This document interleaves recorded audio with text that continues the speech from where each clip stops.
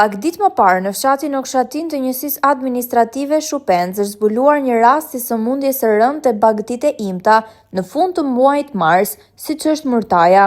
Si pasojë e infeksionit, 220 krerë bagëti janë asgjësuar nga autoritetet kompetente. Pavarësisht seriozitetit të situatës dhe faktit që rasti është bërë publik, e ka marrë masa kombëtare, deri më tani nuk ka pasur asnjë deklaratë zyrtare apo udhëzim informues nga shërbimi veterinar apo institucionet e kontrollit të ushqimit për blegtorët. Ndërkohë, në kuadër të situatës së përhapjes së murtajes në rajon, Kosova ka ndaluar këtë të mërkur importin e bagëtive të imta nga Shqipëria.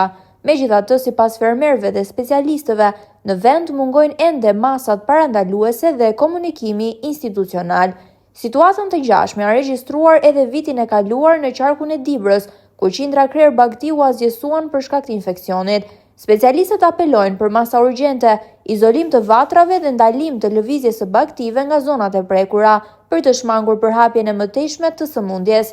Deri më tani, vatra e vetme e konfirmuar publikisht mbetet ajo e Shupenzës, ndërsa mungon informacioni zyrtar për zona të tjera të mundshme të prekura.